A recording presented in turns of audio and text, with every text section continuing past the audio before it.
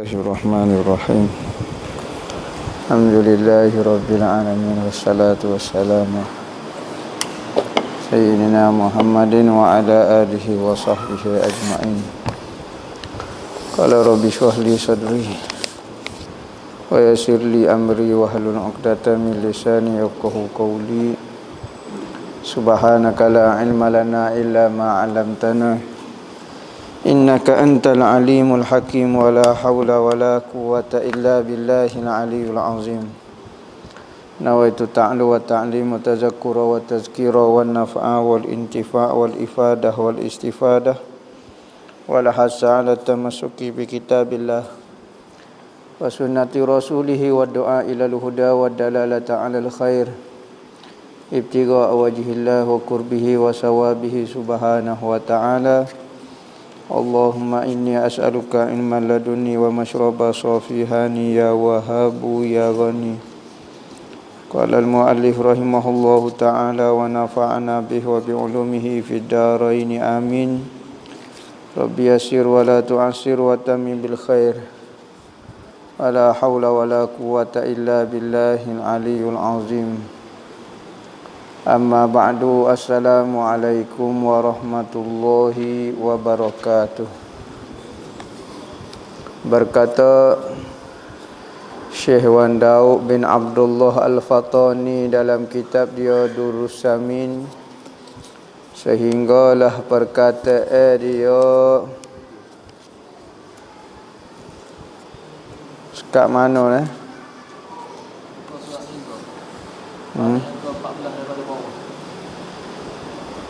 Dan adalah ceritanya adalah Abu Hashim.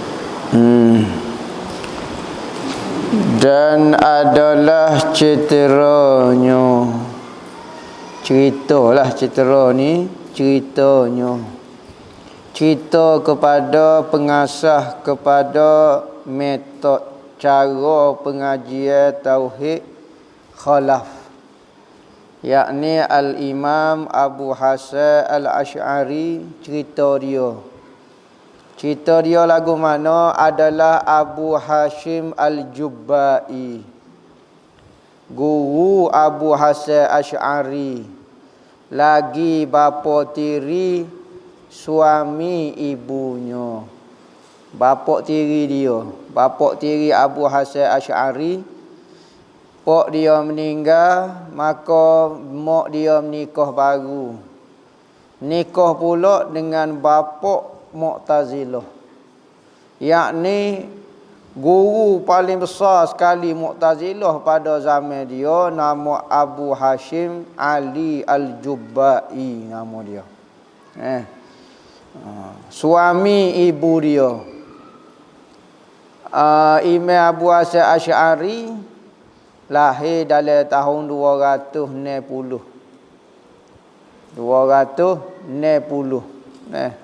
Siapa tahun 300 dia tu dalam Mu'tazilah, belajar Mu'tazilah 40 tahun. Lepas pada 40 tahun Allah Ta'ala wi hidayah cerita dia ni. Ni cerita dia dapat hidayah, lagu mana dia keluar daripada Mu'tazilah dan kumpul semula akidah-akidah fahaman yang benar daripada sahabat-sahabat Nabi. Maka tinggal mengikut barang yang diambil daripada ilmu Mu'tazilah 40 tahun. 260 sampai tahun 300. Kemudian maka terlihat ia akan Nabi pada tidurnya 3 kali. Tuhan dia nak wi hidayah sebentar ya. Kepala ajaran sesak Mu'tazilah pun, dia ni anak murid paling pintar dalam berdebat. Pok tiri dia ni guru paling besar sekali. Maka anak tiri dia ni Abu Hasan Asy'ari, paling hebat anak murid dia, paling bisa dalam berdebat. Apabila anak murid bisa, dia mula mempertikaikan guru dia. Bapa? Sebab tok guru dia ni ada masalah, maka anak murid yang pintar dapat kesal. Salah rupanya. Ia kata, lagu mana bermulanya dia dapat hidayah? Apabila dia mimpi temu dengan Nabi. Berapa kali? 3 kali. Mari temu dengan Nabi. Nabi berkata, ia baginya pada tiap-tiap kalinya. Setiap kali mimpi, Rasulullah pesan satu perkara. Rasulullah kata apa? Hai Abul Hasan, tolong olehmu akidah lah yang diriwayatkan daripada aku. Maka bahawasanya ia akidah hak riwayat itu yang sebenar. Katanya Rasulullah di dalam mimpi ketika bertemu dengan Abu Hasan Asy'ari, wahai Abu Hasan Asy'ari, tolong agama Tuhan. Gitulah lebih kurang. Tolong akidah yang aku duk bawa. Maka sembah Abu Hasan pada yang ketiga kalinya, betapa aku tinggal akan mazhab yang sudah aku tasawur ke masalahnya dan aku ketahui akan dalilnya 30 tahun daripada bicara aku dengan ilmunya. Katanya Abu Hasan Asy'ari, lagu mana aku nak tinggal aku duk ngaji tak Mu'tazilah ni. Nak tinggal lagu mana? Semua masalah huraian, perbahasan di dalam ilmu Mu'tazilah ni hamba faham belaka. Nak tinggal lagu mana? Salah kata mana? Maka sabdanya Rasulullah sallallahu alaihi wasallam, jika tiada aku ketahui bahawasanya Allah Ta'ala menolong akan dikau dengan pertolongannya, tiada aku suruh akan dikau. Katanya Abu Asy'ari, ambo nak cari lagu mana? Ambo lah ni duk ngaji Mu'tazilah ni. Faham Mu'tazilah. Pas nak cari ilmu akidah hak sebenar, hak mu bawa lagu mana ya Rasulullah? Tak nampak jalan nak pergi jumpa siapa.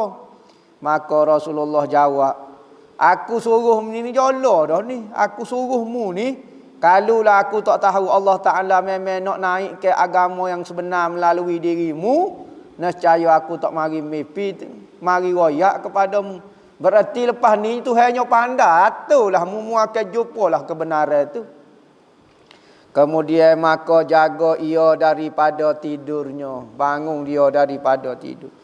Maka berkata ia, maka tiada kemudian daripada nyata yang sebenar melainkan sesat. Kemudian maka mengambil akan beberapa hadis yang menolong akan iktikad ahli sunnah wal jamaah. Maka katanya Abu Hasan Asy'ari, kita ni sesat dulu baru temu kebenaran. Sekali Tuhan wak sesat ni kali nak suruh temu kebenaran kali. Maka dia mula belek semula hadis-hadis Nabi. Kerana pada masa dia tu hadis mula ditulis dah. Sebab dia tahun 260 dah.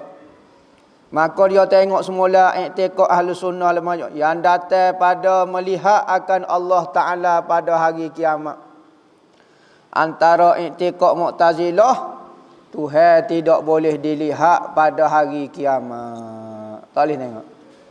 Kerana Mu'tazilah kata kalau Tuhan boleh tengok, berarti Tuhan itu berlembaga, berada di hadapan kita. Tengok. Bagi dok belakang nak tengok lagu mana. Maka katanya Mu'tazilah, Tuhan tidak bertempat. Lagu ni, dia ni Mu'tazilah ni, dia terlalu menyucikan Tuhan sehingga banyak benda dia nafikan. Benda hak daripada Al-Quran dan hadis pun dia nafikan kerana terlalu menyucikan Tuhan. Seperti dia kata Tuhan tidak ada sifat, Tuhan zat mata-mata. Dia takut jadi dua pula. Zat so sifat lagi, nafi wahdaniyah pula. Maka dia guna kaedah. Sebab itulah Mu'tazilah ni tidak jadi kufur, sebab dia asalnya nak menyucikan Tuhan juga, tetapi tersesat juga kerana terlalu menggunakan akal. Maka seperti dia kata Tuhan mencipta dengan zat, melihat dengan zat, sifat tak ada sifat. Jadi dua pula sifat lagi, zat lagi, mana so? Ya Tuhan itu so ya. Zat semata-mata.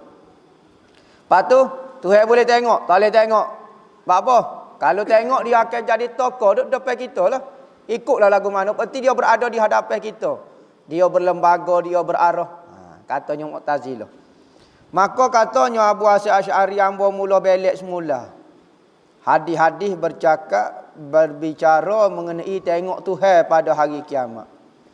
Dan hadis memberi syafaat Nabi. Nabi boleh beri tolong kepada orang ni, syafaat kepada orang-orang yang berdosa ni.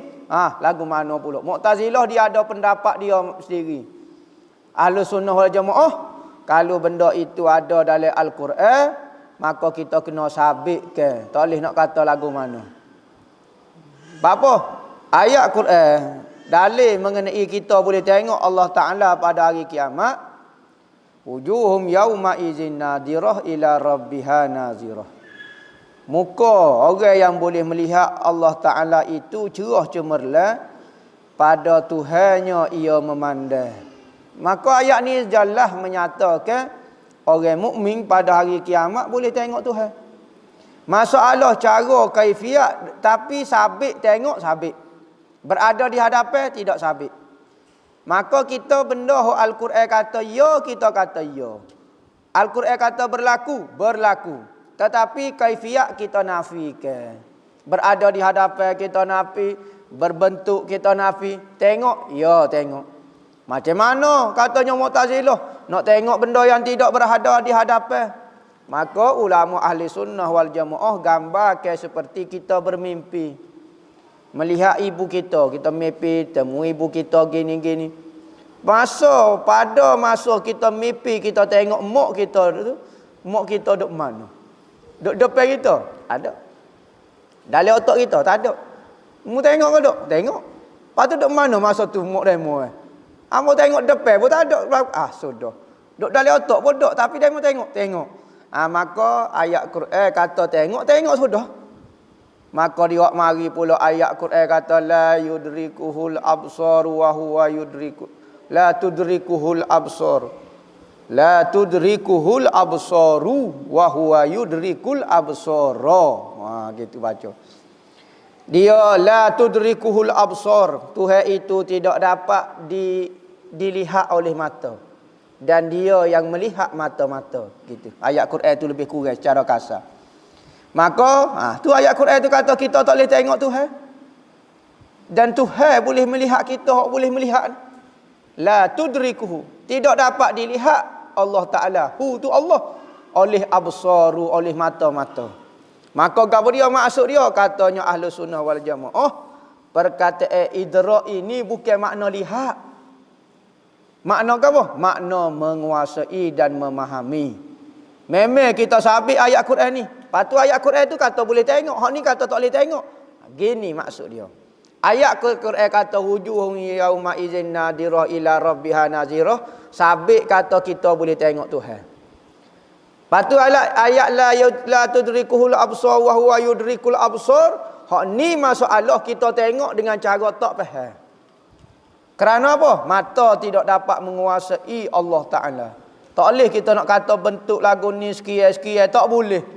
Maka ayat ni menafikan kaifiat.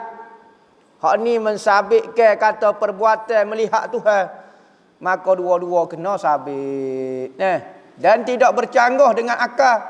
Kerana kaedah dia, setiap benda yang ada, maka pasti boleh dilihat.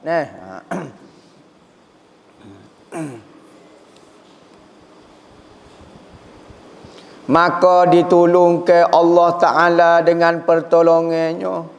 Maka adalah ia membuka daripadanya beberapa bicara dan beberapa dalil dan burhan tanda yang tiada pernah mendengar daripada syekhnya sekali-kali dan tiada pernah dilihatnya dalam kitab. Kemudian lenyaklah ia daripada mata. Lepas daripada dia duk kaji-kaji, belek habis kitab-kitab dia. Dia tak bercara dah kok tok guru dia, ayah tiri dia ni. Maka dia kaji sendiri. Kaji-kaji sendiri lepas daripada dapat petunjuk arahan daripada Nabi, maka Allah Ta'ala tolong sungguh dia buka sungguh, jumpalah benda yang sebenarnya. Jumpa dengan benda yang sebenarnya lagu mana, maka dia pun hilang ke diri, asing ke diri. Tak jumpa dengan orang duduk bersuluk. Maka lenyaklah ia, yakni hilang ke ia daripada mata manusia pada rumahnya 15 hari. 15 hari dia tak keluar daripada rumah dia, duduk munajat, duduk minta pendapat, duduk minta istikharah, duduk minta pendapat dengan Allah Ta'ala, nak istihar ni, bagian ni sesak ni. Kemudian keluar ia kepada masjid jami'. Maka lepas pada 15 hari, dia masuk tubik daripada rumah, pergi ke masjid. Pergi masjid semaya Jumaat.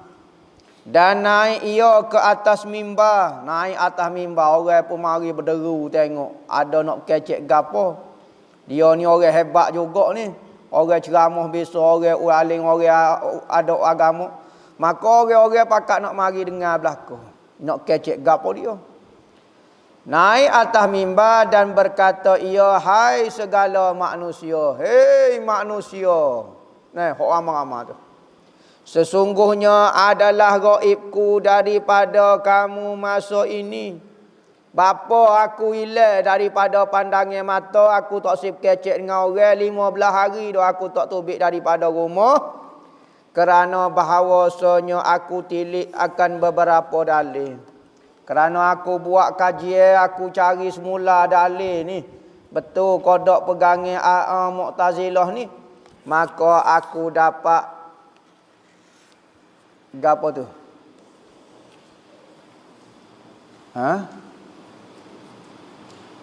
Bersama-sama padaku beberapa dalil. Nampak? Yakni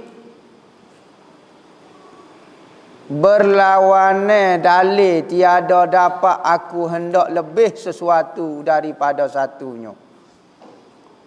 Aku minta petunjuk daripada Allah Ta'ala, maka menunjukkan daku kepada iktikad yang sebenar.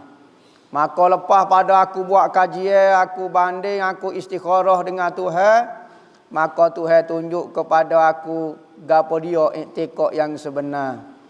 Maka aku taruh ke dalam kainku ini, dan sungguhnya telah aku tinggalkan daripada segala ilmu yang aku iktikadkan dia, seperti aku aku tanggalkan daripada kain ini, maka ditanggalkan ia kain yang ia pakai yang ada padanya dan dilontarkan kemudian, maka diangkat kitab yang ia karang atas mazhab Ahlus Sunnah kepada manusia. Maka Abu Hasan Asy'ari pakai kain. Bukan kain yang pecah kain depan orang ni. Masuk kain sini sama ada kain selendar dia ke. Dia nak buat isyarat. Versi cerita. Masalah cerita taubatnya Abu Hasan Asy'ari ni banyak versi. Versi gini lebih kurang cerita dia lagu ni dia pakai kain selendar, pakai gapo, dia naik atas mimbar. Dia kata, hei manusia. Mu kenal kodok aku, maka aku nama sekian. Mu kenal dah. Orang yang kenal aku, memang sehodoh aku. Maka hari ni hamba nak royak, kata hamba berlepas diri daripada iktikad Mu'tazilah. Aku lari, aku tak percaya dah kepada iktikad Mu'tazilah. Dan aku buai daripada hati aku. Dia pun cabut kain dia. Kain selendar dia. Sebagaimana aku pecah kain aku ni, pekong. Maka dia pun, sekarang aku karang dah kitab Ahlus Sunnah wal Jamaah. Dalil-dalil berhujah melawan Mu'tazilah. Start daripada tu dialah jaguhnya melawan Mu'tazilah. Lawan pok tiri dia begini. Maka adalah ia pertama-tama orang yang mengedarkan ilmu aqaid atas jalan kitab dan sunnah. Yakni mengikut Quran dan hadis dan ijma' sahabat yang dahulu-dahulu yang soleh-soleh, salafus soleh. Maka jadi hinalah segala ahli i'tizal, yakni Mu'tazilah. Dianya asal mengaji Mu'tazilah. Apabila temu kebenaran, maka dia pula berhujah lawan Mu'tazilah. Maka apabila zaman Abu Hasan Asy'ari, kumpulan Mu'tazilah semakin mundur, semakin kurang. Muncul pula seorang imam nama Abu Mansur Al-Maturidi pula. Nyoba dengan Mu'tazilah hampir loni bukan kata tak ada dah Mu'tazilah. Sebab apa? Kerana ada dua orang imam ni nyoba semua bak kalau habis. Tetapi ada ulama kata Mu'tazilah ini masih ada. Yang mana akidah Mu'tazilah ini ada syibih-syibih nak sama dengan dia, masih lagi dipegang oleh kaum Syiah di Iran. Syiah Iran, maka akidah dia Mu'tazilah. Akidah dia Mu'tazilah. Dan nama ilmu ini ilmu tauhid. Bapa dipanggil ilmu tauhid kerana belajar ilmu ni lah kita mentauhid ke Allah, mengesah ke Allah, mengesah ke Tuhan kepada Allah. Tu maksud dia. Kerana apa? Kerana banyak orang mengaku hak ni Tuhan. Maka apabila belajar ilmu ni, kita menyatakan hanya Tuhan itu sahaja milik Allah nama dia. Allah pemilik Tuhan itu. Tuhan yang sebenar hanya nama Allah. Mentauhidkan ketuhanan kepada Allah semata-mata. Belajar ilmu ni. Sebab tu dipanggil ilmu ini tauhid. Wahada yuwahidu tauhid. Mentauhidkan Allah. Dan ilmu sifat juga dipanggil ilmu sifat. Ilmu sifat, bapa mengaji ilmu sifat? Kerana kita tak mengaji ilmu zat Tuhan. Kita hanya mengaji mengenai sifat Tuhan. Maka ilmu ini dipanggil ilmu sifat. Kerana kita mengaji sifat Tuhan, bukan zat Tuhan. Dan kita mengaji sifat 20. Dan ilmu aqaid, ilmu akidah. Aqaid ni jamak daripada aqidatun. I'taqada ya'taqidu i'tiqadan. Ni i'tiqad, aqaid, aqidatun, aqidatani, aqaid. Apa maksud aqadah? Simpulan iman, simpulan hati. Apakah pegangan yang kita kena sipu dengan hati sekejap-kejapnya sampai bila-bila dah kita pegang lagu ni tak berubah dah sampai dalam syurga pun lagu tu juga. Ni ilmu akidah ni.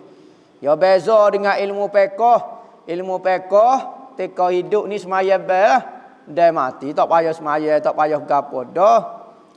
Manakala ilmu akidah ni kita pegang siapa mati dalam kubur, jala juga dalam syurga, begitu juga dipanggil ilmu aqaid. Dan ilmu usuluddin juga dipanggil nama dia ilmu usuluddin. Apa maksud usuluddin? Asal kepada agama, asas kepada agama. Kerana di dalam 3 ilmu yang wajib kita belajar, ilmu tauhid, ilmu fiqh, ilmu tasawuf, maka ilmu yang paling asas sekali, akar dia adalah ilmu tauhid. Kerana kalau belajar tasawuf, tak belajar tauhid, jadi tak cah. Tak cah, tak ada akidah. Akidah dia ada sesat, tetapi tasawuf molek. Pakai kain dua lah, tak sejai. Kadang-kadang pakai selai. Tasawuf. Tak kecek nipu. Tak makan barang berdarah. Tak goni. Tak cadah ikut taat dengan agama dia. Tetapi tasawuf saja. Akidah tak ada. Sapa ke Tuhan? Tak sapa ke mana-mana. Duduk dah dengan diri dia. Duduklah dengan khayalan diri dia. Tu ilmu usuluddin. Sebab itulah ilmu usuluddin ini digambarkan seperti akar bagi pokok. Pokok kalau tak ada akar, setara mana nak bertahan mampu selok selalu. Manakala syariat ni seperti batal, tu syariat fiqh. Manakala tasawuf pula buah-buah hasil daripada pokok tu. Kalau baca syariat saja, Usuluddin ada dah, pokok tu hidup tapi tak ada buah. Tak nampak manisnya buah tu. Tak nampak manis pokok tu kalau tidak ada ilmu tasawuf. Maka ilmu Usuluddin ni ilmu asal dia. Nak banding dengan ilmu-ilmu lain, ilmu ni yang paling penting sekali kerana dia asal dalam bab agama. Dan ilmu kalam juga dipanggil nama dia ilmu kalam. Apa maksud ilmu kalam? Kerana banyak sebab. Pertama, kerana dalam kitab-kitab dulu kalau nak kecek bab ilmu kalam, ilmu tauhid, maka pengarang akan sebut al-kalamu fi haza. Al-kalam, percakapan, perbahasa dalam bab ni sekian. Ia bermula dengan al-kalam fi haza. Al-kalam fi haza lekat jadi ilmu kalam. Kedua, ilmu kalam ni ilmu perbahasa, berdebat, berbicara mengenai tauhid, maka dipanggil ilmu kalam. Kerana banyak perbahasa. Ketiga, kerana perbahasa sifat kalam terlalu panjang lebar sehingga ilmu ni dipanggil ilmu kalam sebab sifat kalam dibahas secara panjang lebar dan pernah jadi kontroversi sifat kalam ini. Pada zaman Bani Abbasiyah, Bani Abbasiyah tak silap hamba, tiga khalifah sempat jadi Mu'tazilah. Sepanjang khalifah tak pernah jadi Mu'tazilah, tiba-tiba tiga khalifah sempat jadi Mu'tazilah. Khalifah Gabriel Ma'mun, Khalifah Al-Amin sebelum pada Harun Ar-Rasyid tu. Maka hak ni terkesan dengan Mu'tazilah. Pada masa ni lah dia panggil zaman fitnah kalam. Zaman Imam Ahmad Ibn Hanbal kena seksa kerana perbahasa bab kalam. Ni. Maka ilmu ni dipanggil ilmu kalam. Maka sekaliannya itu nama ilmu ini. Ilmu tauhid orang panggil, ilmu sifat orang panggil, ilmu akidah, ilmu aqaid, ilmu usuluddin, ilmu kalam. Ajalah belaka. Maka sebab dinamakan ilmu kalam kerana kebanyakan bicaranya itu pada kalam. Banyak sangat bahas. Salah satu sebab amat sebut tak ni Salah satu sebab apa dipanggil ilmu kalam kerana terlalu banyak perbahasa bab kalam. Siapa keloni orang tak faham. Adakah ia qadim atau hadis? Kalamullah ini qadim atau hadis? Kalau mengaji mudah ya. Hok duduk berdebat lah ni dalam YouTube kau apa dia tak mengaji. Apabila tak mengaji jadi payah, jadi semabuk. Bijak sendiri pun ada Patuh kalau mengaji pun kalau faham, kalau tak faham jadi pening juga. Maka sifat kalam ni jelas. Dan beberapa difitnah segala manusia suruh mengatakan Quran itu makhluk seperti diriwayatkan daripada Ahmad bin Nadar Al-Khuzami, salah seorang ulama ahlul hadis, diserukan dia, yakni disuruh oleh Wasik, ni raja pada masa tu, Wasik, kepada berkata dengan khalqul Quran. Zaman Wasik, pemerintah Abbasiyah tak silap hamba, berkecek dia terkesan dengan fikrah Mu'tazilah. Maka fikrah Mu'tazilah mudah saja. Zat itu qadim, sifat tak ada.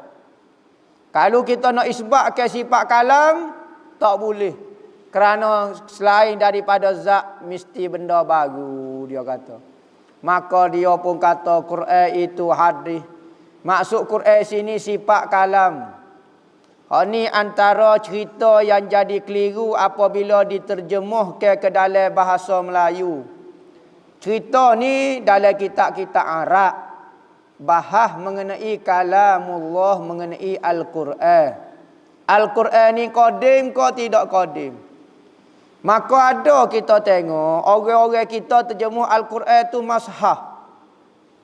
Duduk berdebat mengenai mashah. Mashah ni tak ada orang berdebat benda tu baru ke tak baru. Mushaf Al-Quran ni sepakat orang. Tetapi kita tengok dalam buku-buku Melayu duk terjemah kata Imam Ahmad Ibn Hanbal kata mushaf Al-Quran tu coding. Bila masuk kecek lagu tu kita panggil terjemahan cerita perbahasan bab tauhid. Apabila terjemah dalam bahasa Melayu orang yang tak faham kaedah tajuk cerita, maka dia terjemah mushaf Al-Quran. Maka mana kata tak ada ulama kata mushaf Al-Quran itu adalah coding. Maka kita pun tak faham, tapi kita kata Quran tu coding. Hok jo ayat cerita pun ayat lagu tu. Duk berdebat mengenai Quran ni. Quran kata coding ke hadis. Maka kita kata coding. Anak murid duk tengok tengah coding lagu mana? Ya ada cetak ke tu 2020 tu. Pas lagu mana coding? Ada cerita dia kata lagu tu. Cerita dia bahasa Arab.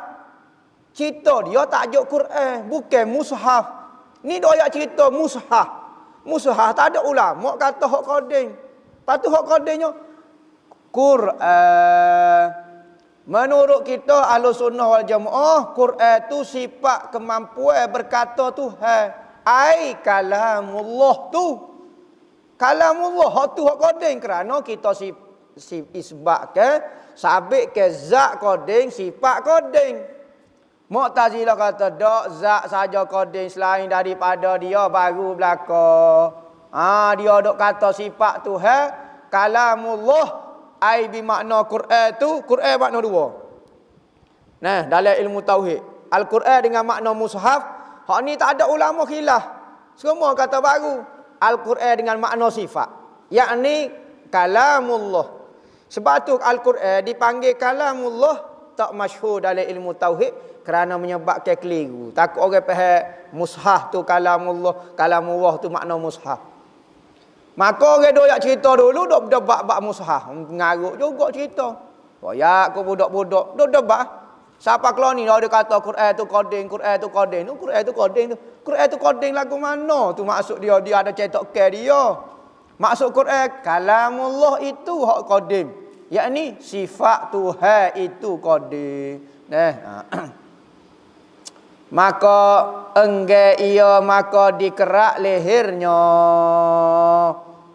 Antara ulama kita nama Syekh Ahmad bin Nazar Al-Khuzami kena bunuh angkaranya.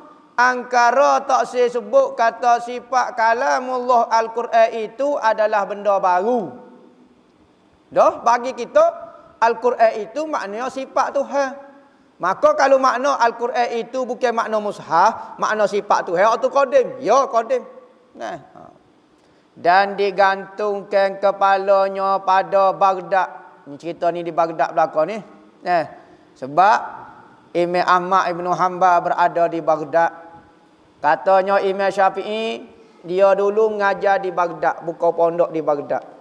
Lepas pada tu dia pindah ke Mesir, mengajar buka pondok baru pula. Masa dia tinggal Baghdad, dia tinggal pondok dia hok lama dulu, dia kata aku tak tinggal seorang anak murid yang paling alim dalam ilmu fiqh. Anak murid aku hok paling boleh harap sekali kecuali Ahmad Ibn Hanbal. Dia duduk di Iraq ni, Baghdad. Maka Imam Syafi'i berpindah ke Mesir, bagi pula anak murid generasi baru dah pula, anak murid-murid Mesir dia. Maka bukalah dia mazhab, kau jadi dipanggil. Imam Syafi'i. Maka dikerak kepala dia, digantung. Gantung kepala dia. Dan disuruh orang tengok dan memalingkan mukanya daripada kiblat. Maka mengkhabarkan yang menunggu itu kepada wasik bahawasanya ia melihat pada malam berpaling ia sendirinya ke kiblat. Nak marah tak marah pemerintah pada masa tu, kok ulama ni dia kerak pala, dia ambil pala, dia gantung menghadap membelakangi kiblat lagu tu. Nak marah. Maka katanya hok tunggu sebagai pelajaran. Siapa dia beriktikad lagu ni, ambo akan kerak pala, tengok ambo kerak bunuh dah seorang ulama. Maka dia buat lagu tu, katanya hok tunggu mayat tu, dia kata tiap-tiap malam pala tu mutas diri ke arah kiblat. Nak ayat khamak Syekh Ahmad bin Nadar Al-Khuzami ni. Khamak dia kena kerak tekak pun mutas lagi pala dia menghadap ke arah kiblat. Maka mengkhabarkan yang menunggu itu kepada wasik bahawasanya ia melihat pada malam-malam ia sendiri berpaling sendiri ke arah kiblat dengan mukanya paling. Patutlah ke mana? Membaca akan surah Yasin dengan lidah yang fasih. Khamak dia. Siap paling, siap baca surah Yasin dah pula. Dan pada satu riwayat membaca ia, dalam riwayat cerita lain pula, ni cerita-cerita ulama lah. Maka ayat cerita ni bukan orang kedai kopi. Ulama juga terima nah. Maka kita percaya cerita ni kerana dia ditulis oleh ulama. Kau percaya PhD lagi pada ulama. Maka PhD ni belum tentu lagi cerita dia betul. Contohnya lah. Jadi apabila kita percaya kepada ulama, ni cerita dia. Dia pun tulis dalam kitab-kitab dia. Maka kita percaya cerita ni berdasarkan kerana dia. Dia akan bertanggungjawab kalau cerita dia salah. Dan ulama ni nya berarti dia akan tanggungjawab tak supo-supo kita fatwa salah, pendapat salah. Gosok kali pakai wak senyak. Cakap nak tarik, saya orang pandai, saya orang bijak, saya pakai spek ke apa. Cakap saya nak tarik pendapat saya, nampak bodoh dah pula. Walau tak senyap gitu dengan salah gitu. Akhir sekali orang teken-teken, minta maaf juga. Tapi itulah puas hati. Dia lagi tambah. Jadi masalah juga. Jadi ulama-ulama dulu dia bertanggungjawab, hak dia salah dia mengaku. Semua hak kita cerita, hak kita ambil daripada kalangan ulama, dia akan bertanggungjawab. Orang lah ni tak percaya kepada ulama. Nak suruh orang pegang bukan pendapat ulama. Kalau ulama nya pakat main belaka. Pakat tak percaya belaka. Daripada serendah-rendah manusia tak percaya kepada ulama. Budak SPN tak percaya kepada ulama. Budak tadika tak percaya kepada ulama. Mokcik jual goreng pisang tak percaya kepada ulama. Pemerintah hak tinggi tak percaya pada ulama. Semua tak percaya kepada ulama lah ni. Ada orang kata, lah ni pemerintah tak percaya kepada ulama. Pas demo. Percaya kau tak kepada ulama? Ulama ajar suruh pergi semaya fardu. Ulama suruh kata belajar ilmu fardu ain. Tak percaya juga. Ada orang dok tengok ahli atas ya kata tak si pegang pendapat orang alim ulama. Demo pegang kau tak? Demo tak pegang supaya tolong. Kalau demo naik atas pun supaya tolong juga demo ni. Jadi cerita hak tolong dah. Tapi lagu tu lah. Kita orang alim ni kena jalan ke tugas kita. Ada riwayat kata baca surah Alif Lam Mim ahasiban nasu an yutraku an yaqulu amanna wa hum la yuftanun. Dan rayah ilmu ini rayah maknanya kesudahan ilmu ni mengaji gapo dia. Wallahu a'lam. Nak mengaji ni kena sabar. Nak khatam sebutir kitab pun kena sabar. Boleh khatam Durusami ni aling dah kalau pandai lah, kalau faham. Kalau tak faham nak kata guana. Soalan tahun berapa ni?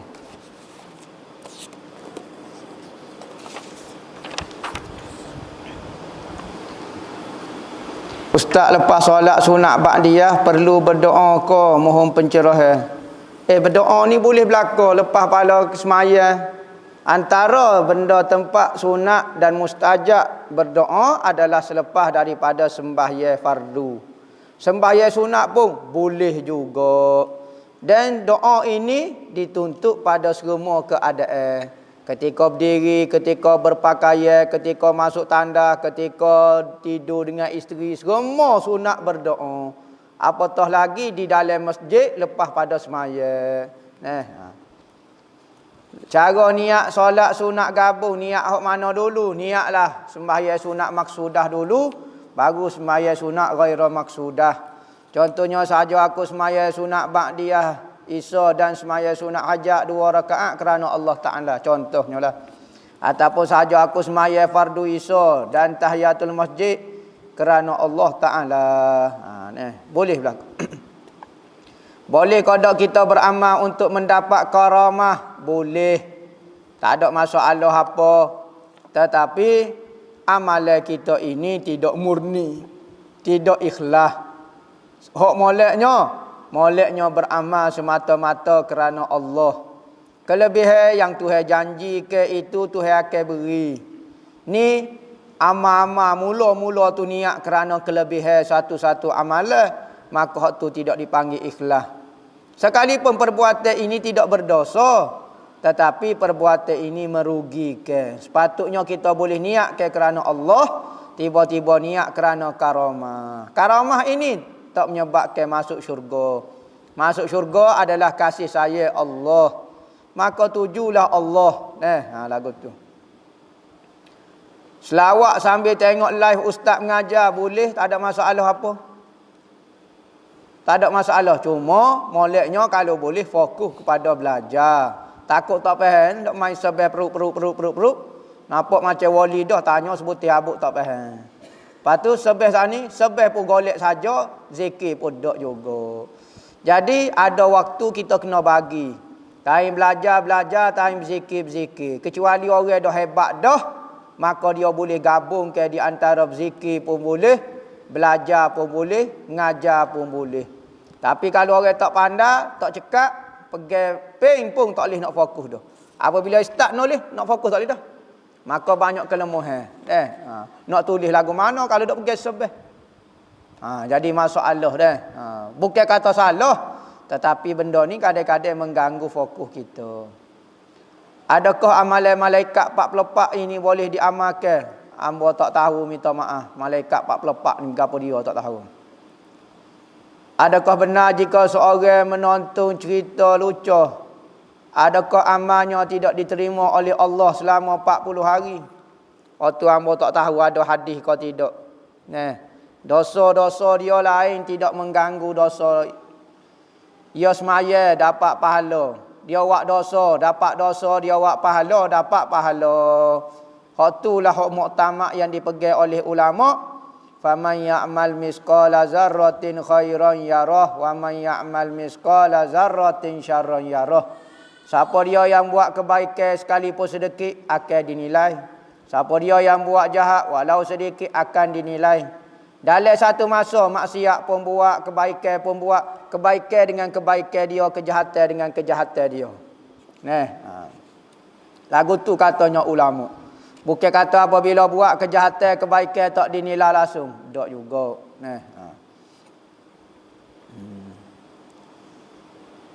Adakah ujian itu satu rahmat daripada Allah?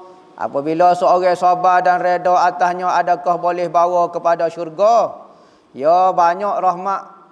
Rahmat ni atas tengok kita. Ya, bukan tengok di benda berlaku. Benda tetap berlaku. Nikmat, kegembiraan, suka, ketawa, penyakit, sembuh. Tu semua kelakuan yang berlaku. Tetapi lagu mana kita melihat perbuatan tu. Kalau kita tengok dia sebagai rahmat kasih sayang Tuhan, dia akan jadi rahmat. Sekalipun dalam rupa bala, sakit kau gapo dia, hamba mujur sakit. Sakit apa? Sakit gigi apa? Tak boleh ngopak. Jadi Tuhan nak jaga hamba tu tak siwi ngopak, hamba sakit gigi. Jadi sakit gigi itu jadi nampak rahmat kasih sayang Tuhan pula. Kadang-kadang ada orang tengok nikmat jadi kau bala dah pula. Duk dalam nikmat, hamba duk dalam nikmat ni jadi kau lupa tu. Bala ni mati dengan lagu ni jadi kau bala supaya korung lah hamba. Jadi bukan di perbuatan yang berlaku tu, tetapi di pandangan kita. Kalau kita tengok rahmatlah. Hukum menggunakan minyak buluh perindu untuk mengikat kasih seorang suami, ikut dia lah. Jangan ambil tok laki orang sudah. Kalau suami dia hak halal, tak apa hukum dia harus. Cuma gini kita ya. Kalau boleh, ambil saya yang original. Biar buat orang tu saya kita sungguh. Kalau kita guna benda-benda lagu tu, orang tu saya kita, tapi gitulah. Tak berapa original lah. Ya kalau ori sungguh, dengan perangai kita tunjuk, dengan akhlak kita tunjuk, orang tu saya kita, hak tu ori. Daripada kita dok guna minyak goni lah, buluh perindu lah. Boleh hukum dia boleh, tak ada masalah gapo.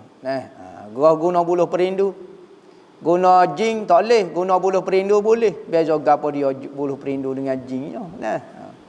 Jadi boleh, tak ada masalah, hukum dia harus guna. Tapi kalau kita buat suami kita jadi bodoh, suami kita jadi luar kawalan, jadi hilang akal, hak ni berdosa.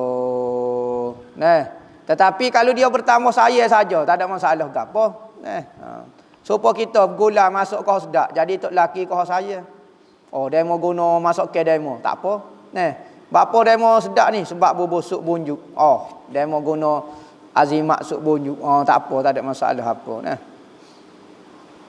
Ustaz boleh terangkan sedikit pasal Bani Tamim. Sebab ramai ustaz kata Bani Tamim ni daripada kalangan Melayu Nusantara, betul ke tak? Oh ni hamba no komen lah. Cuma ada pendapat lah. Orang kata Bani Tamim tanah mim Melayu. Tanah Melayu. Tamim. Bani Tamim. Sebab Nabi Muhammad ia akan sebut direct.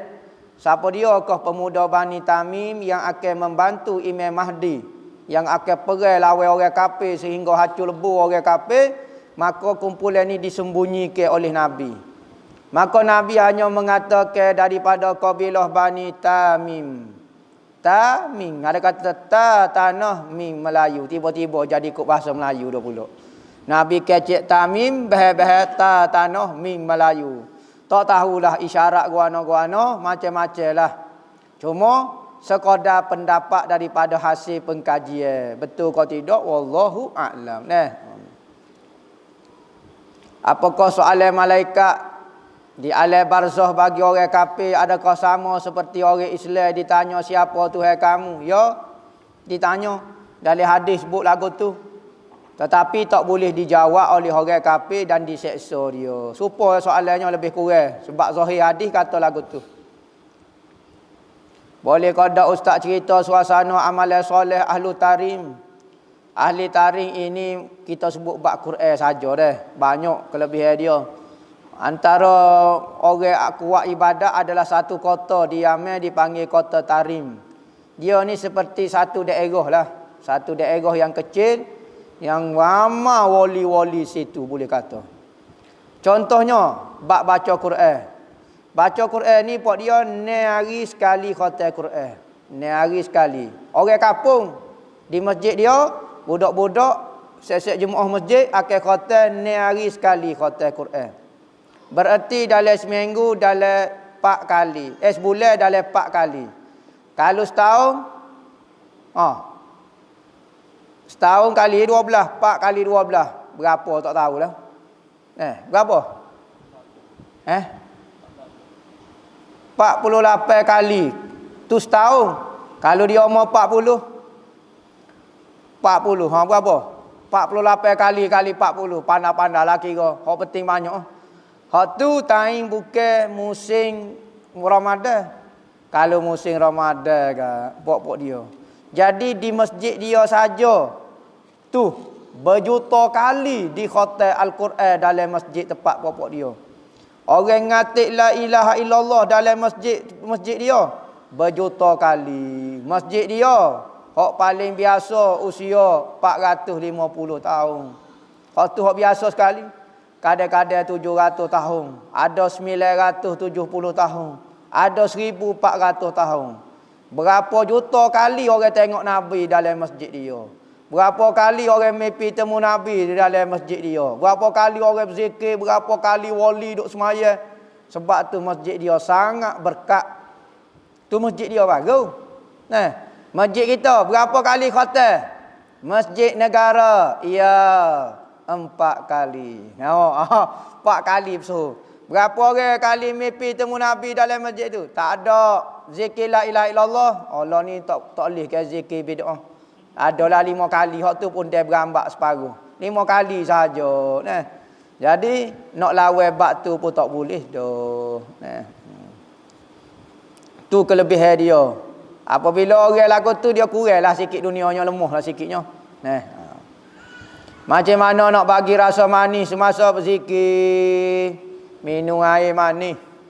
Makan madu. Masa berzikir jadi manis. Nah. Rasa manis ni apa kita tak rasa manis? Kerana kita tak ada rasa manis lah. Apa kita tak rasa sebut nama Tuhan ini satu benda yang manis? Kerana masih lagi kita melebihkan dunia daripada Tuhan. Tapi kalau kita rasa Tuhan lebih daripada dunia, lebih-lebih lagi musim serabut, orang dok bunuh diri ramai musim ni, tiba-tiba kita boleh sebut nama Allah. Allah manisnya, sedapnya. Kalau rasa lagu tu insya-Allah. Alihkan perasaan suka kamu kepada dunia kepada suka kepada akhirat. Nah, orang lain ni buat apa dia orang elok bunuh diri? Kerana dalam hati dia dunia ya. Kalau terlepas dunia habislah saya. Baik saya bunuh diri. Orang mukmin dalam hati dia Allah. Tidak pernah dia terlepas Allah Taala. Maka tidak sekalipun apa yang berlaku Allah Taala ada. Kalau orang kafir, kalau orang fasik, kalau orang yang ditipu dunia, maka dalam hatinya hanya ada satu, yakni dunia. Kalau tak boleh dunia, terlepas dunia, tak adalah. Apa makna saya hidup? Saya bunuh diri. Ni ramai bunuh diri, goni, apa dia, apa semua. Sebab tidak tahan dengan kehidupan. Sebab gila telajak dunia, tak boleh. Tidak kau gila kau itu. Kita nak satu benda, tiba-tiba tak boleh. Tidak kau gila. Orang lah ni gila kepada dunia, tak boleh bunuh diri. Tak jalan betul dah. Tapi kalau orang nak Allah, tak ada istilah bunuh diri. Tuhan tak pernah mengecewakan kita. Dunia, Nabi royak dah, Tuhan royak dah.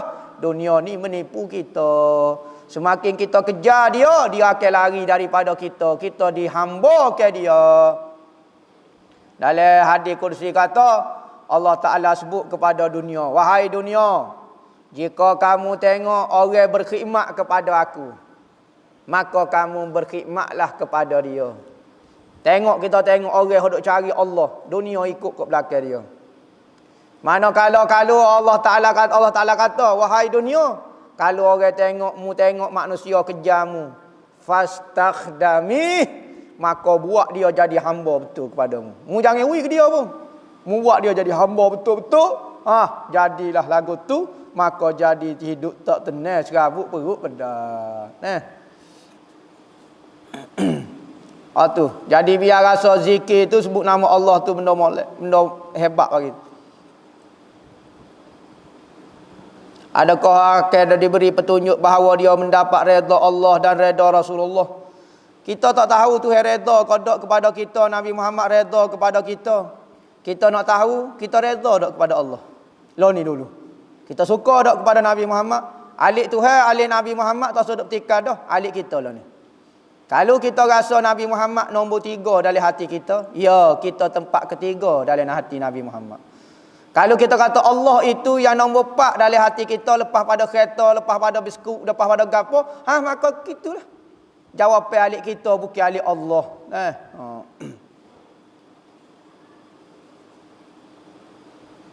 Jikalau undang-undang dunia sudah tak boleh diharap, walaupun kita tahu dia salah, bolehkah kita sendiri menghukum dia? Contoh keluarga kita dibunuh, tapi dia bayar undang-undang. Kita tahu dia bersalah, faham nak kita ke? Tak boleh.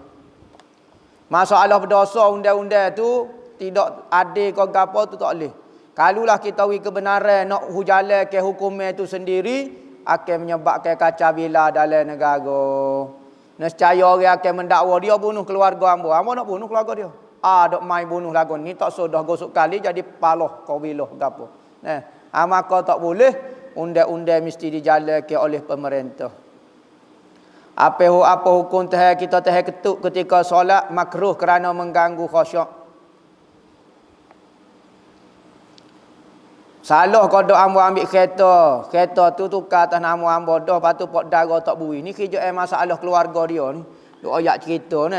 Boleh kodok. Dia tahu dah bagi dia boleh ambil, tapi saja nak suruh anak semeh sekali pot darah dia tak dengar kata hak itu ni. Jadi tahu dah hukum, pandai-pandailah selesai. Ya ni bukan masalah hukum ni. Ni masalah.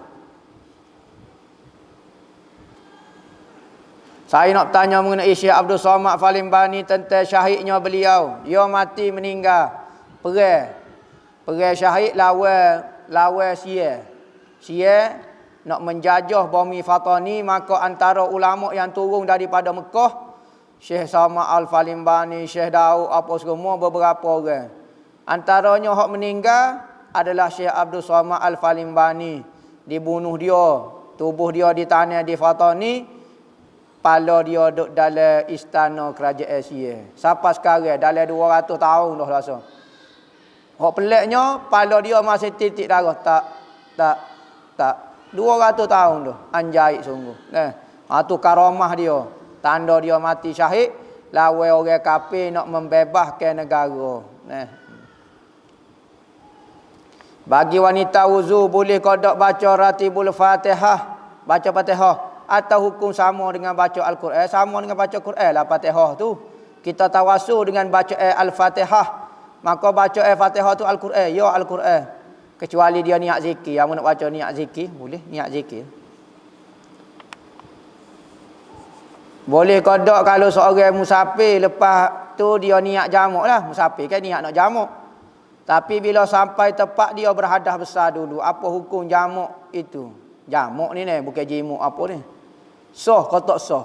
Mana ada jimuk sah tak sah? Jamak lah maknanya. Maka lagu mana kalau berjunuk? Mandi junuk bagus semaya jamak. Tak ada masalah. Semaya jamak tak ada kaitan dengan jimuk, tak ada kaitan dengan hadas besar, tak ada kaitan ke apa. Lainlah kalau ketika semaya pula berjunuk, pelik sungguhlah tanya semaya dia lagi. Boleh kau orang pasik contohnya seorang perokok tegar menjadi imam mohon penjelasan. Boleh. Orang pasik, orang bunuh orang berzina, orang bergapo, asal saja semaya dia sah, maka sah dia jadi imam. Sama ada afdal atau afdal tu suku pasal. Dia kan tanya sah atau tak sah, hukumnya sah lah. Masalah afdalnya cari wali kutub duk depan memang lah lagu tu. Tetapi kita setara mana? Mungkin dia lemah dari sudut tu, kita lemah dari sudut lain. Nampak yang muka juru, kita riba penuh dalam mulut. Nipu orang penuh dalam mulut. Jadi ada orang lemah dari sudut tu, kita semua dari sudut ni. Jadi tengok orang asal saja semaya dia sah, buatlah dia tu imam. Katanya Nabi sallu khalfal fajir wa barin. Semayalah kamu di belakang orang jahat dan orang baik. Dosa dia tak naik, maksiat dia tak naik atas palamu. Mu semaya tu khusyuk qada tu hak dulu penting. Sebab tu sahabat dulu semaya di belakang pemerintah zalim kau semaya, tak ada masalah ke apa. Tak ada kaitan dosa dia dengan dosa kita. Nasihat kepada bakal yang mendirikan rumah tangga. Lah ni masalah nak nikahnya pertama niatlah. Niat kepada dia, niat kerana Allah Ta'ala suruh kita menikah. Kedua, kita nak menyelamatkan agama kita. Fitnah pada akhir zaman. Perempuan suka kepada lelaki, lelaki suka kepada perempuan. Kita nak lepaskan nafsu kita kepada jalan yang betul, maka kita berkahwin. Niat lagu tu. Niat berkahwin itu menurut perintah Allah. Nak meramaikan umat Nabi Muhammad. Nak meramalkan lagi orang Islam, nak meramalkan lagi orang menyebut kalimah la ilaha illallah. Gitu banyaklah. Nak melahirkan orang-orang soleh, nak melahirkan wali-wali, nak gapo ikutlah. Nak melahirkan tentera-tentera Imam Mahdi. Ikutlah niat benda-benda molek, insya-Allah boleh pahala. Niat banyak. Dan dalam alat perkahwinan ni kena banyak bersabar. Satu kunci keamanan adalah bersabar. Orang tak boleh sabar, bijak setara mana pun 2-3 lekok tak kekal perkahwinan dia. Aling setara mana pun kalau tak sabar tak kekal hubungan perkahwinannya. Bodoh letak jahat setara mana sabar dia kekal. Gocos macam laki bini nyong ngepak nyong ngejek tapi duduk dengan lagu tu sabar tu dah ada masalah. Apakah hikmah mengikut amalan bai'ah dan apakah rukun-rukunnya, benarkah bai'ah itu sunnah Nabi? Bai'ah ini adalah sumpah janji setia kepada seseorang ataupun pada mana-mana kumpulan. Nabi pernah buat kepada sahabat-sahabat dia ketika waktu darurat. Seperti ketika nak perang. Ketika perjanjian seperti Bai'atul Ridwan. Bai'atul Ridwan ni Apabila Rasulullah nak masuk nak buat umrah, Rasulullah hantar Sayyidina Osman wakil untuk beritahu orang musyrikin kata kita orang Islam nak masuk nak buat umrah saja. Tak ada tujuan kata nak pergi ke apa. Tiba-tiba orang kafir pergi dengar ceritanya nya bunuh Sayyidina Osman. Rasulullah pun panggil semua sahabat hok duk buat umrah ni, kita supuh pok kita jangan lari, kita pergi juga ke mana-mana. Maka Rasulullah pun ambil bai'ah. Janji belaka jangan lari ke apa. Maka sahabat akad tangan bai'atur ridwan, buat janji supuh sedia bai'ah di satu tempat pokok dipanggil bai'atur ridwan. Orang munafik tak siap bai'ah. Maka sahabat-sahabat bai'ah situ. Maka tradisi bai'ah ni ada. Kecuali lah ni masalah kalau Rasulullah pun hati kita bai'ah dengan dia. Lah ni kumpul hok kita bai'ah tu lipat juga. Belaga ayam, jual tino, main judi, bai'ah kepada kumpul lagu tu. Jadi mengarut juga. Jadi bai'ah janji bersumpah setia kepada maksiat itu haram berdosa. Nah.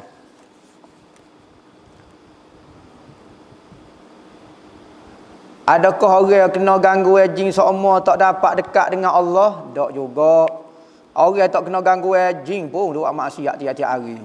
Ya tak ada kaitan dengan jin. Jin tu perangai dia, dia ganggu kita. Tak ada kaitan kita dengan Tuhan. Dengan Tuhan lah. Jin tu tak ada masalah. Jangan kata sebab demo jin hamba jadi larut. Padahal tanya cabut jin pun potulur berat pada jin lagi dia. Nah.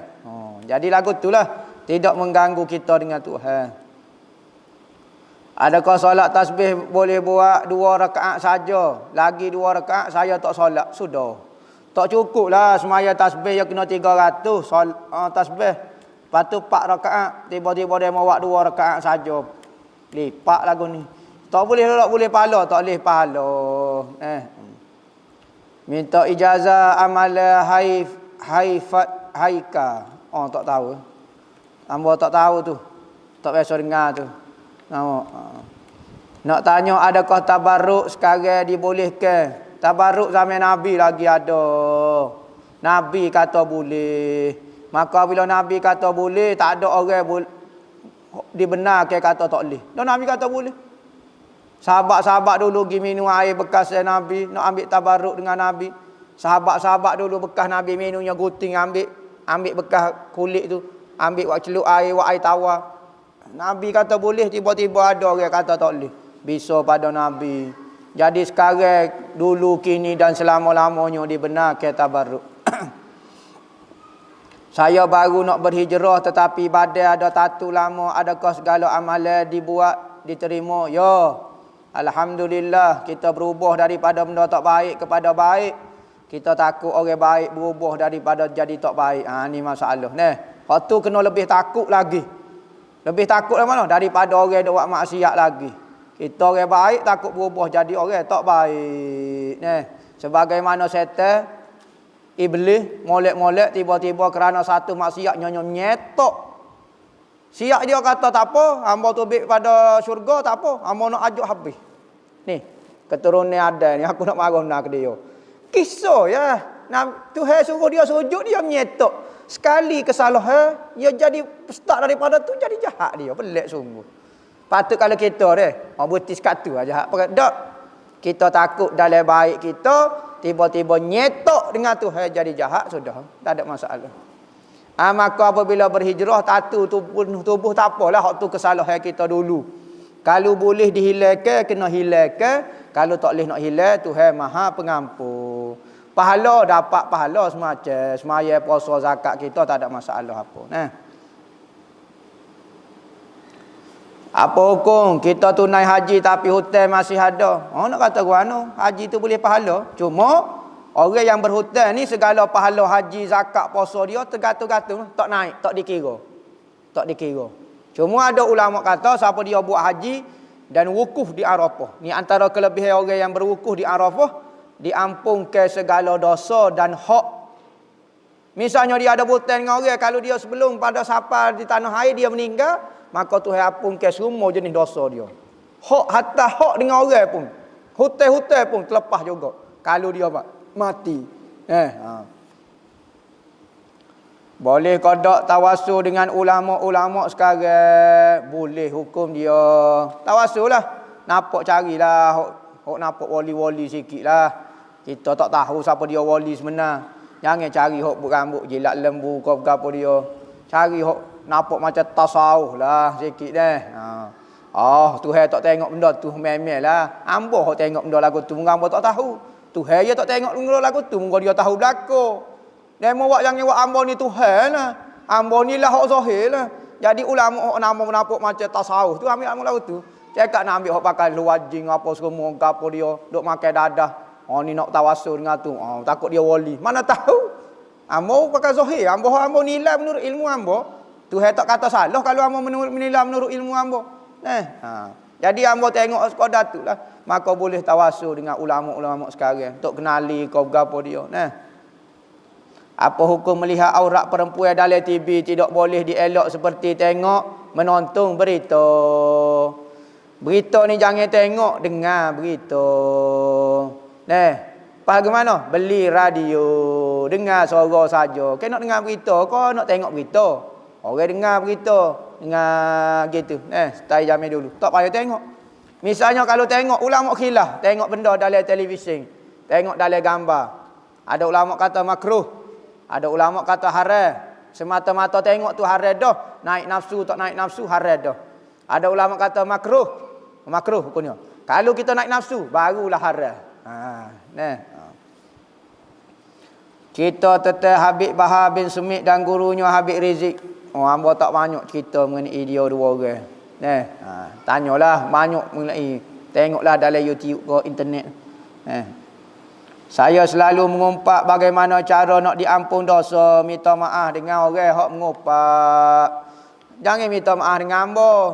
Dah tak mengumpat ke hamba, hamba tak maaf lah. Hamba maaf lah. Kira mengumpat ke hamba, hamba tak maaf juga. Jadi minta maaf hak dengan kita mengumpat tu. Apa hukum kalau isteri nak beli sesuatu dengan duit isteri sendiri tetapi suami tak izin? Boleh ke tak nak beli? Bagaimana? Moga pitih dia, hak dia lah ikut dia. Nak beli pala gajah, pala rimau ke apa dia. Cuma jangan beli benda yang membahayakan suami. Contohnya dia beli rimau bitel tak dalam rumah. Tok laki dia memang takut dah kok rimau bitel. Munasabah lah. Beli hak ikut dia lah, minat dia. Hobi dia tak apa. Jangan sampai perikat mengganggu orang sudah. Moga pitih kita ikut kita nak berhabis gapo dia nya. Lah ni banyak kes bunuh diri akibat tekanan hidup. Kebanyakan mereka dah tak berfikir dengan waras. Adakah kematian mereka neraka? Ya. Tak ada istilah di hadapan Tuhan. Saya tak ada nak memikir hari tu. Minta maaf ya Allah, saya tak tahu jadi serabut sangat. Adakah jawapan lagu tu boleh menyebabkan kita buat dosa? Oh, saya tak boleh nak kawal. Saya tak boleh tengok perempuan, sudah selalu. Saya minta maaf tak boleh nak kawal selalu. Gitu cukup kah? Lepas kau dak jawapan kita dengan Tuhan.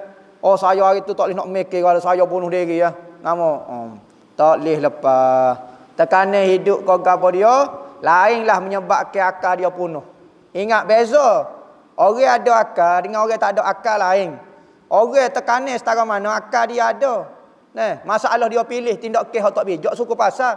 Tapi akal dia boleh memilih lagi. Orang yang tak ada akal ni dia tak boleh pilih. Dia tak tahu apa dia. Macam orang gila, bunuh diri pun tak ada masalah lah apa. Jadi kalau dia jadi gila dulu sebelum bunuh diri, maka tak ada hukum, tak dosa. Tapi kalau dia tak gila, dia bunuh diri, maka dia berdosa dan balasan dia masuk neraka. Nabi kata lagu tu. Apa hukum pakai serban tanpa ijazah dapat pahala? Tak syarat dapat ijazah. Boleh mengaku ustaz sebagai guru untuk mendapat sanad kerana saya sering melihat ceramah dan mengamal ilmu. Bolehlah guru sanad, guru ijazah, guru ngaji, guru futuh, guru goni, guru tabarruk, guru macam-macam jenis guru. Hamba guru matematik, guru SPM, guru PMR, guru UPSR ada berlaku. Macam-macam jenis guru pun ada. Tak ada masalah apa. Apa hukum jual durian mahal-mahal ikut timbang padahal berat tu kulit saja. Gini. Durian ni cara jual dia butir. Sebutir, 2 butir. Jual gitu. Hamba jual sebutir berapa? Orang tak timbang. Kerana timbang itu menyebabkan tipu tu banyak. Kerana orang tak makan berat, orang nak makan durian. Sebutir, tak apa, mereka tak boleh nak cekah. 10 butir hamba jual 100 misalnya. Yang jelas hamba beli 10 butir. Hak ni timbang saja. 80 kilo tu kulit 20 kilo. Ya jual atas nama 100 kilo. Sudah lagu mana? Tidakkah benda tu jadi bayar benda yang syok? Dia tak tahu. Bayar lagu mana? Maka orang tak timbang. Sebab tu molek kalau nak beli durian, cekoh. Patu beli butir gini. Jelas lalu. Hak paling molek cara nak beli durian, cekoh. Patu kita bayar. Berapa dia mau nak bayar? Jual mau beli. Cekoh-cekoh. Hamba nak cemuk ni. Boleh so tapu Hamba tengok kada Cina buat lagu tu. Cekoh-cekoh isi patu dia bayar. Biar puas hati. Boleh waktu so tapu sungguh. Ni beli tu gak 50 butir. 49 butir kulit saja. 2 butir. Hak tu pun 2 ulah saja isi. Tekan supaya nak pecah kepala mikir Jadi beli lagu tu lebih bersih. Koyok. Tapi bayar mahal sikit sebab orang akan tanggung risiko lah. Tak apalah. Kita bayarlah tapi harga dia lah.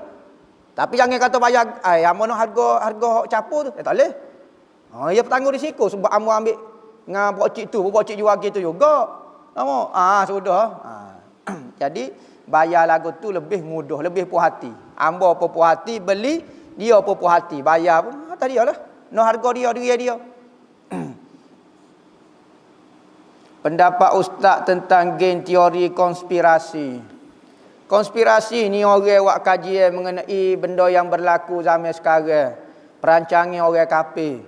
Maka kadang-kadang kita nak kata tak ada pedoh, ada juga pedoh. Maknanya sekurang-kurangnya kita tahu orang kafir gapo dia perancangan kita dia ni. Lah ni hak paling penting dalam hidup kita, gapo dia kah perancangan kita sebagai orang muslim. Semaya kita lagu mana? Fardu ain kita lagu mana? Rancangan orang kafir. Yahudi memang tiap-tiap hari dia duk fikir. Adakah apabila kita kaji, dia berhenti daripada dia buat konspirasi? Tak berhenti pun. Dia tetap buat perancangan dia tak layan pun kita. Adakah dengan semata-mata kita tahu tu ada manfaat ke tak? Ada faedah ke tak? Kau apabila kita tak tahu pun, dia ikut dia lah. Hak penting kita dengan Tuhan ni lepas ke tak? Kalau kita tahu semua selok-belok konspirasi, fardu ain tak lepas, masuk neraka kekal. Kalau hak tauhid kan, tak ada apa. Tapi kalau tak tahu konspirasi, kabar-kabarnya cocok demo, kabar-kabarnya teh demo, kabar-kabar kena tipu demo, tak apalah, tapi dia fardu ain, dia lepas maya dia okey, dia masuk syurga. Lepas tu jual kita gapo dia? Nak tahu konspirasi kau nak masuk syurga. Jadi jangan kita sibuk ke benda kalau benda ni mengganggu kita dengan Tuhan, tak usah dok kaji. Ada orang tu jadi gila dengan baca konspirasi ni. Nak makan jadi was-was, konspirasi. Tengok tu perkataan Pepsi tu. Sebab air belakang tu dia maksud iblis. Tiba-tiba Pepsi dengan iblis 20. Apa kaitan? Iskop balik gapo semua live jadi evil gapo dia bengong dengan gitu. Gosok kali jadi gila. Nak makan apa was-was, nak gaul dengan orang was-was, tak asyik tubik. Tengok makanan jadi was-was. Baiklah tok lebar, tok bila, tok siok, kek McDonald pun makan, KFC pun makan, padu ain pun lepas. Dunia dalam nikmat, akhirat nikmat. Lah ni duduk dalam atas muka dunia pun rasa seksa tertekan dengan konspirasi, duduk padu ain tak lepas juga. Bodoh letak Yahudi duduk atas pala awal-awal lagi. Benar. Dengan tahu pun berjaya juga Yahudi. Boleh masuk neraka sekali dengan kita juga. Benar konspirasi atas konspirasi lagi. Rupanya dia ada konspirasi di atas konspirasi dia ni. Tak payah tahu, tak menambah iman kita. Nak ngaji tak apalah, tapi jangan sampai peringkat tinggal hak Tuhan suruh. Ada orang keliru tawasul dengan istighosah, boleh ustaz beri penjelasan beza antara keduanya. Istighosah dengan tawasul ni benda boleh buat dua-dua dalam mazhab kita. Istighosah ni kita suruh dia.